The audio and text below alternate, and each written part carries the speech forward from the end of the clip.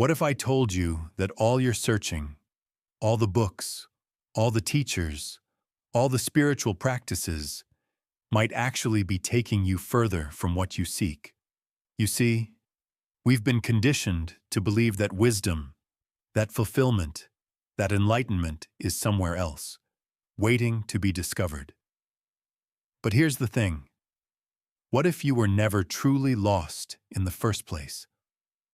What if this relentless seeking is precisely what blinds you to the truth that's already here? Think about it. The very idea that you need to find yourself presupposes that you've somehow been misplaced. But how can you lose what you inherently are?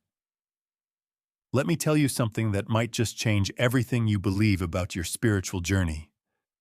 How many years have you spent looking for what was never absent? How many books have you read? How many teachers have you followed? How many practices have you diligently performed?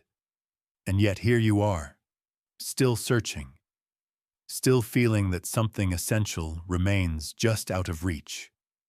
You see, there is a fundamental paradox at the very heart of spiritual seeking. The more intensely you search for enlightenment, the more you affirm to yourself that you don't have it. The more desperately you try to become something other than what you are, the more you solidify the illusion that you are not already that which you seek. The seeker's illusion. When you set out on the spiritual path, you establish a division between what you are now and what you hope to become. This division, this gap, this perceived distance is actually created by the very act of seeking itself. It is not there until you go looking for it. It is like water trying to find wetness. Can you imagine a wave in the ocean desperately trying to find water? The wave is already water. There is no distance to travel, no separation to overcome. Yet the wave might spend its entire existence searching for the very substance it already is. Let me tell you about a man I once knew. For over 30 years, he practiced meditation for hours every day. He traveled to India, to Japan, to Tibet. He studied with masters, lived in monasteries, followed every spiritual discipline with unflinching dedication. He was absolutely determined to achieve enlightenment. But year after year, it eluded him. The more he sought it, the further away it seemed. Then one day, while sitting in a cafe watching people pass by, something unexpected happened. He stopped trying. Not deliberately, but something in him simply gave up the search. And in that moment of complete surrender, he realized that what he had been seeking had been present all along. It was the very awareness with which he had been seeking. It was not hidden. It was not distant. It was not something to be achieved. It was the very foundation of his existence, as intimate as his own being. All those years of spiritual practice had actually been reinforcing the illusion that he lacked what he already possessed in abundance. This is like eyes trying to see themselves. Your eyes can see everything except themselves. They cannot turn around to look at themselves. And yet, they are always there, always seeing. In the same way, your true nature is the seeing itself, not an object to be seen. It is always present, always awake, always aware. But we miss it because we are looking for it as if it were something other than the looking itself. We search, we strive, we struggle. These three activities consume so much of our lives, yet they often take us further from the truth rather than closer to it. This is the great cosmic joke that spiritual teachers throughout the ages have tried to help us understand. We are like fish swimming in the ocean, dying of thirst, desperately seeking water. Have you ever noticed how we approach spirituality with the same achievement-oriented mindset we bring to our careers or education? We want certificates, levels, attainments, spiritual brownie points. We turn enlightenment into a commodity to be acquired, rather than recognizing it as our natural state. Quite frankly, the ego is clever enough to turn even spirituality into another project for self-improvement. And there's nothing wrong with self-improvement, except when it blinds us to the truth that, at our core, we are already complete. Think about it. If you are fundamentally separate from what you seek, how could you ever hope to find it? That would be like trying to jump over your own shadow. No matter how high you jump, the shadow jumps with you. This is because the shadow is not separate from you.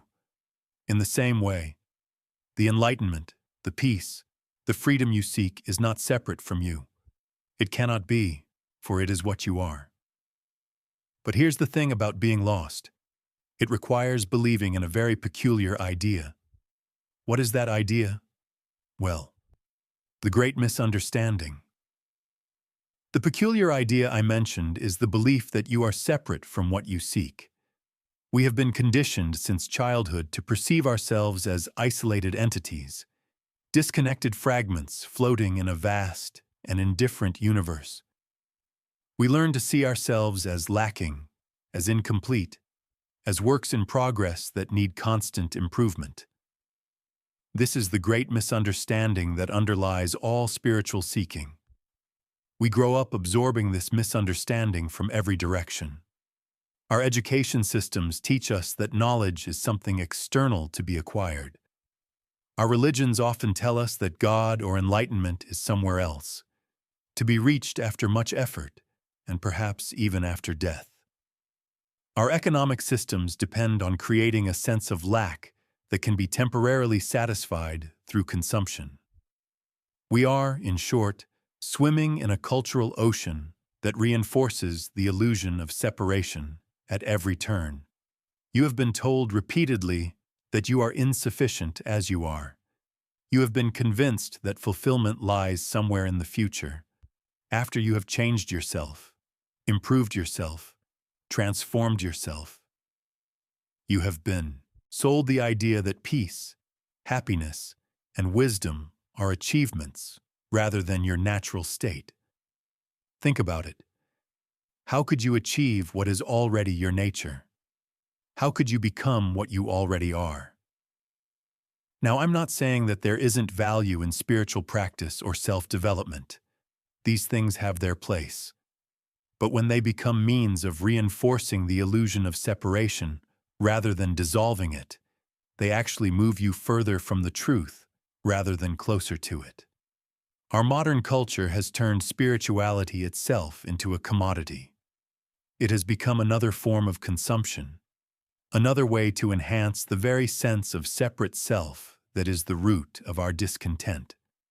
You collect spiritual experiences like souvenirs. You accumulate techniques and practices like tools in a toolbox. You measure your progress against some imagined ideal of enlightenment. And in all of this activity, you continually reaffirm the belief that you are a separate entity, striving toward a goal that is not yet attained. The paths that lead nowhere. Many spiritual paths, despite their good intentions, actually reinforce this fundamental misunderstanding. They begin with the premise that you are here and enlightenment is there, and they offer techniques and practices to bridge that imagined gap. But what if there is no gap to bridge? What if the map itself is what's hiding the territory? Consider the seeker who sits in meditation, striving for an experience of oneness. In that very striving, they affirm the belief that they are currently separate from oneness. They create the very division they are trying to overcome. What if oneness is not something to be experienced, but rather the ever-present reality of what you are? What if awareness itself, which is reading these words right now, is already whole, already complete, already at peace? Someone I knew spent 15 years in intensive meditation retreats, silent retreats, Zen sessions, Vipassana courses. For hours each day they watched their breath, noted sensations, observed thoughts arising and passing away. They became quite skilled at meditation. They could sit motionless for hours. They could concentrate their mind with laser-like precision. They could enter altered states of consciousness at will.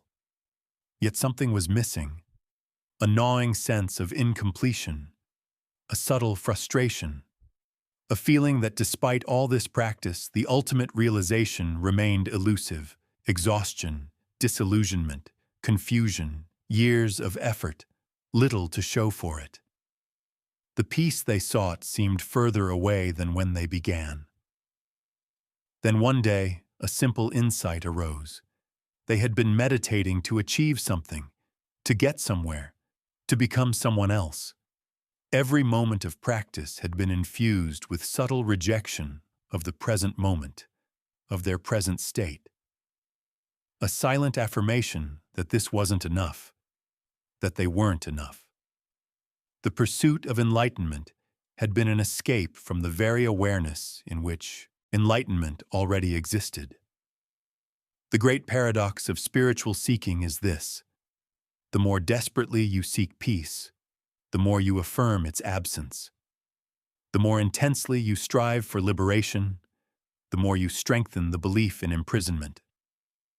The more earnestly you pursue your true self, the more you overlook the awareness that is already perfectly present. Let me tell you something. The spiritual marketplace is filled with promises of transformation, with techniques for self-improvement, with paths to enlightenment. But most of these approaches begin with the assumption that you lack what you seek. They start with the premise of separation and lack, and then offer to sell you the means to overcome that separation. But no technique can bridge an imaginary gap. No practice can unite what was never divided in the first place. You see, there's something extraordinary hiding in plain sight. Something so obvious we completely overlook it. It's like the fish that doesn't notice water because it's so pervasive, so intimate, so ever-present. It's like the eyes that can't see themselves yet make all seeing possible. It's like the silence that underlies and makes possible every sound. The revelation of presence. This extraordinary something that hides in plain sight is your own awareness, the very consciousness in which all experience appears.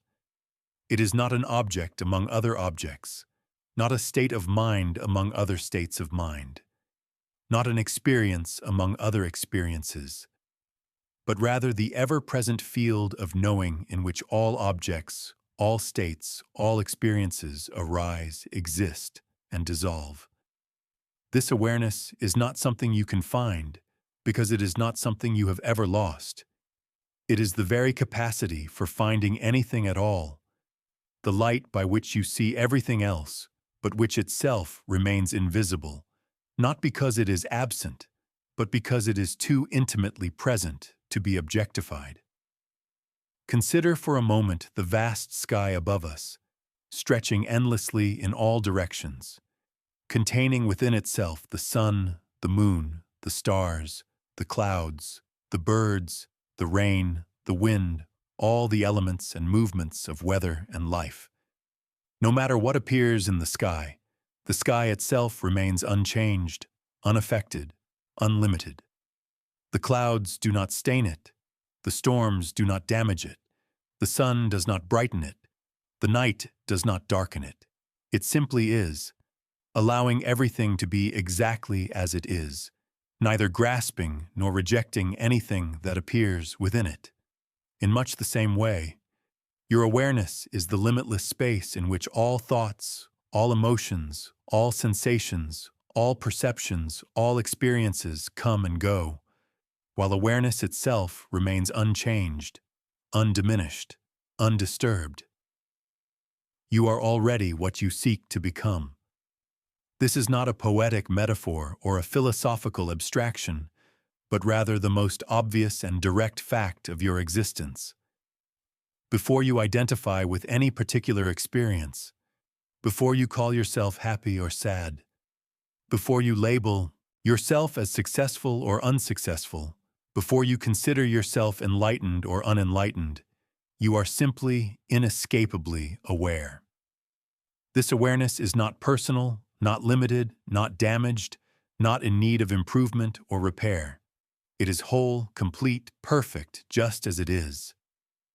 What if your fundamental nature was already perfect awareness? How would you live differently today? Would you continue to strive and struggle to become something other than what you are? Would you continue to seek fulfillment in the future, in some imagined state that is better than the present moment? Or would you perhaps relax into the simple recognition of what is already and always here, the awareness that you are? The sun does not need to search for light. It is light. The ocean does not need to search for water. It is water. And you do not need to search for awareness. You are awareness, everything else that you think you are. Your name, your history, your personality, your problems, your achievements, your failures, your hopes, your fears. All of these are appearances within awareness, contents of consciousness, not awareness itself. They come and go like clouds in the sky, while awareness itself remains. The art of non-seeking. So how do we stop reinforcing the illusion of separation? How do we cease creating the very problem we are trying to solve? This is where the art of non-seeking becomes essential. Non-seeking is not the same as giving up or becoming passive. It is not about abandoning all effort or falling into nihilistic indifference. Rather, it is about redirecting our attention from what changes to what does not change, from the contents of awareness to awareness itself. Rather than thinking I must find my true self, what if you simply wondered, what is aware of this thought? Rather than struggling to achieve a state of peace, what if you simply noticed the awareness in which both peace and disturbance appear? Rather than trying to become enlightened, what if you recognize the awareness that is already illuminating every experience you have ever had or will have? This is not complicated. It is not difficult. It is, in fact, the simplest thing imaginable. But we overlook it because we are looking through it rather than at it, using it to see everything else but failing to recognize it as what we are. It's so close that we don't notice it, so fundamental that we take it for granted, so obvious that we miss it entirely. The search for awareness with awareness is like trying to find your glasses when you're already wearing them. It's like trying to see your eyes with your own eyes. It's like trying to bite your own teeth. These pursuits are doomed from the start because they misunderstand the relationship between the seeker and the sought. They assume a division that does not exist. Isn't it rather amusing that we spend our lives searching desperately for something we have never lost? We scale mountains, cross oceans, read countless books, follow numerous teachers, practice elaborate techniques, all in pursuit of what is already and always here, our own awareness. We look everywhere except where we actually are. We seek everything except what is actually seeking. The art of non-seeking is simply the recognition of what is already true. It is the falling away of unnecessary effort, the dissolving of imaginary barriers, the collapse of false divisions. It is not something you do, but rather the recognition of what is already the case. It is not an achievement, but a discovery, not a becoming, but an unveiling. When you truly understand this, spiritual practice takes on an entirely different flavor. Instead of being a means to an end, a bridge to cross, a ladder to climb, it becomes a celebration of what is already true, an expression of gratitude rather than a form of acquisition. It becomes play rather than work, exploration rather than achievement, appreciation rather than improvement. If you were never truly lost, what then is the purpose of the spiritual journey? Now let's return to where we began. Remember how we started by questioning the very foundation of seeking, by challenging the assumption that you are separate from what you seek. We've explored together the paradox at the heart of the spiritual search, the misunderstandings that keep us trapped in endless seeking, and the simple recognition that can end the search once and for all. But here's the thing about this journey of discovery. It's not really about finding something new or becoming something different. It's about recognizing what was true all along, what was present before the search even began. It's about the awareness that was always here, always looking out through your eyes, always hearing through your ears, always present as the knowing space in which all experience appears. The cosmic game. What if the entire spiritual journey is actually a play of consciousness, a magnificent game in which awareness temporarily pretends to forget itself, only for the joy of remembering? What if this apparent separation, this sense of being lost, this yearning for return is all part of a divine drama, a cosmic hide-and-seek in which consciousness veils itself from itself, only to delight in its own rediscovery? We forget, we seek, we remember. This simple pattern underlies not just individual spiritual journeys, but perhaps the entire movement of life itself. It is as if the infinite, eternal awareness that is the ground of all being occasionally enjoys the experience of limitation, of particularity, of separation, not because there is anything wrong or lacking, but simply for the creative joy of expression and discovery. Consider the ocean, vast, boundless, containing within itself endless potential. From this ocean arise waves of all shapes and sizes. Each wave is nothing but the ocean itself in temporary form, water appearing as wave. Yet imagine a wave that has forgotten it is water. It looks around at other waves and feels separate, isolated, alone. It notices that all waves eventually crash upon the shore and disappear, so it develops a fear of death. It tries to preserve itself, to become a permanent wave. It compares itself to other waves, wanting to be bigger, more powerful, more enduring. Perhaps it even embarks on a spiritual quest to find the ocean, not realizing that it is already and only the ocean in wave form. This is our situation. We are the ocean dreaming it is a wave searching for water. We are awareness imagining it is a separate self-seeking awareness. We are the absolute appearing as the relative, and then longing for the absolute. We are the unlimited temporarily expressing as the limited, and then yearning for limitlessness. Can you feel, even now, that which is always present regardless of what appears in consciousness? Can you sense the awareness that knows these words as you read them?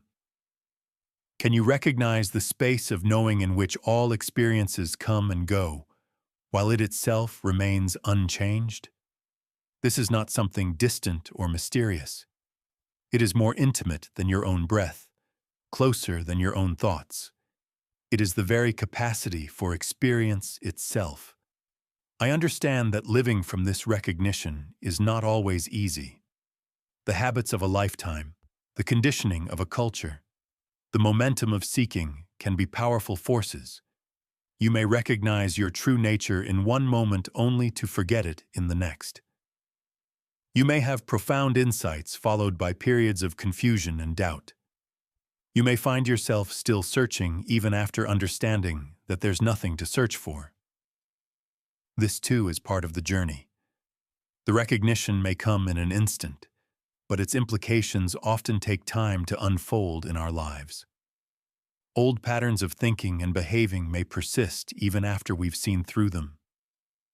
The separate self you've taken yourself to be for so long doesn't simply disappear in a puff of smoke. Rather, it gradually loses its seeming solidity as you recognize more and more clearly what you truly are. So you see, the search itself was never the problem. The problem was believing you were lost in the first place.